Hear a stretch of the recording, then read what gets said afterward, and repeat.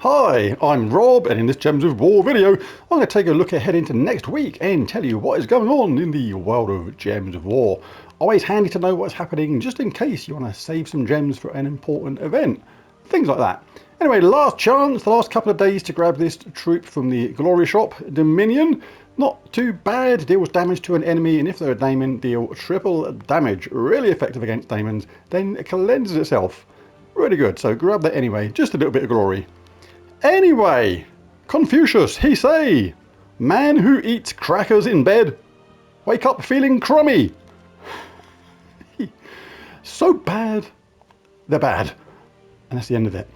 Anyway, also starting next week, of course, we have a new Soulforge. I'll be doing my Soulforge video on Monday, popping in there, having a look at the new weapons and the new troops, telling you what the ones worth crafting and which ones you possibly should avoid. The Summer of Love continues into next week as well, so make sure you keep on doing those daily battles to get the most out of those rewards.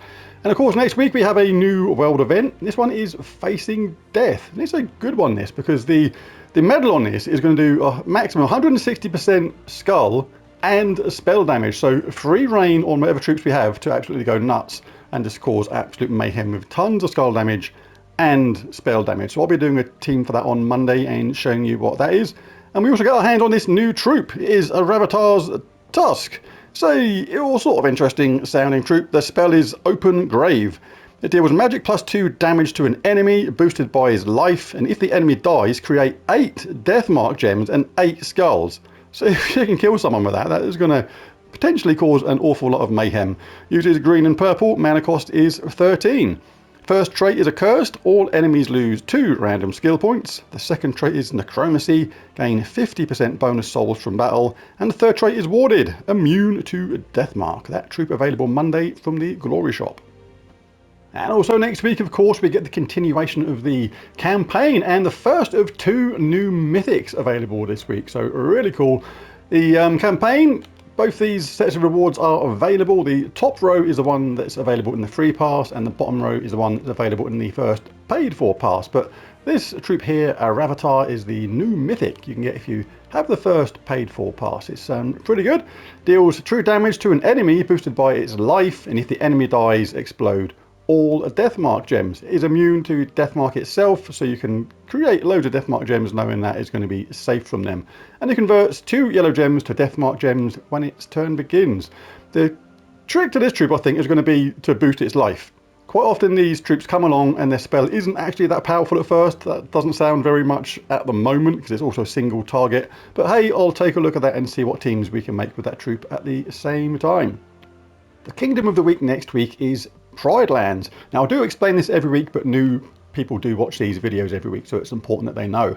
Now when you open your event chests, you are only ever going to open troops from that kingdom. In this case, right now, it's Whitehelm. So next week, it's going to be Pride Lands, and you can take advantage of this. What you can do is take a look at your troops, go to your troops section, bring up the menu, change the kingdom, in this case, to Pride Lands. Let's whiz that down to the bottom.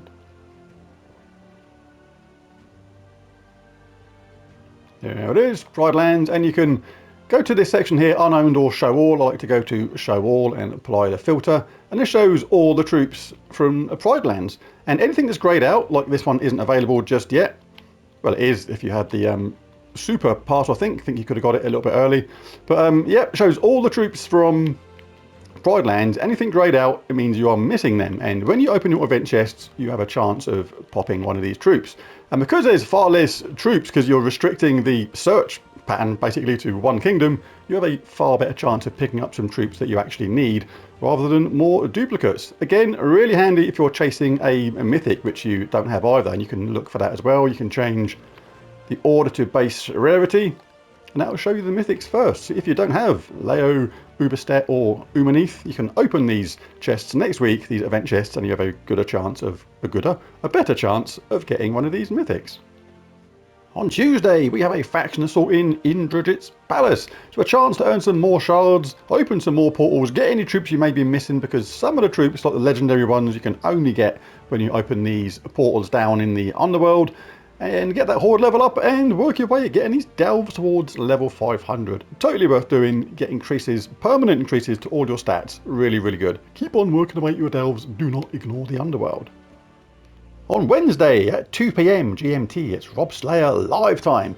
This is a live stream where I do battle against one of my members. This is a membership tier benefit, so you can't do it. You have to actually be a member to do this, but it's an awful lot of fun. Really good. Guild Wars style battle, me against Ben Templar in this instance. He will send me a defense team at the last minute. I have no idea what it is. He'll give me the code. I'll put it in, and then usually I've only got a few minutes to actually try and put together a team to fight it with. But it's not any old sort of Guild Wars style battle. It's Guild Wars style battles in the way that he can dictate to me the colour of the day. If he says red, I have to use all red mana using troops. But I can't use any bosses, I can't use any mythics, I can't start with Root Trap, I can't start with Snap Freeze, I can't start with any empowered troops, so it makes it a lot more tricky than normal to come up with a team to combat it with. But it makes it a lot of fun, and looking forward to that on Wednesday, 2 PM GMT. On Wednesday, we have a new pet to rescue. This one's Yankee Poodle. It's only a cosmetic pet, so it's not going to do any effect, but they are still important to collect because eventually you're going to get kingdom blocks on needing a certain amount of pets on the highest level to move that kingdom on. So make sure you grab that Yankee Poodle. On Thursday, it's class trial time and Sunspear is up. Now, this is one of the best classes in the game. Really, really good. Has the awesome heat wave, create a firestorm at the start of every turn. Really good. You're going to get a constant supply of red all the while your hero is in the team. And alive, snap freeze, freeze a random enemy at the start, insulated, immune to frozen.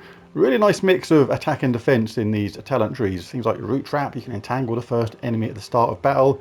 These are a bit weird, these ones, because you've already got that in the first main trait, and you don't really want to do something like that because that's going to get overridden on the very next round because the firestorm is a constant thing every single turn. So you'd normally go for watery binding on something like that. You can have stuff like Gift of Fire, Deluge, Submerge a random ally on 4 or 5 gem matches, Firebringer gain bonus red, bonus blue, up to you, and the awesome Fireblade, dealing triple skull damage to burning enemies. So a really good class this. Make sure you do this, grab some more XP on the way to getting this to level 100. And on Friday, it's the exciting time. It's the Mythic Friday, the first Friday of the month. We get our second new Mythic of this month, potentially, if you've got that first paid for pass of the campaign. But this one you can get simply by opening chests. It's Morthani's Darkness. Better to light a single candle than to curse the darkness, she says. Okay, whatever.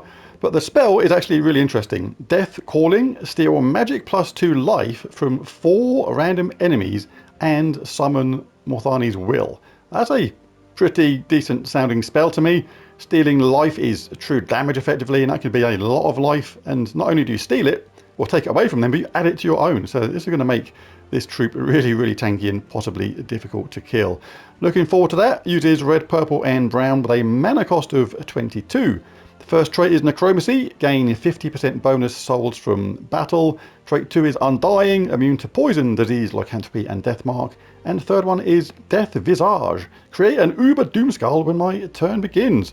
Try and get that troop on Friday. I'll be doing a mythic key opening on that and see how cheaply we can get it, or how expensive depending upon your luck. So there it is, there's the spoilers next week for PC, mobile, Xbox and PlayStation formats.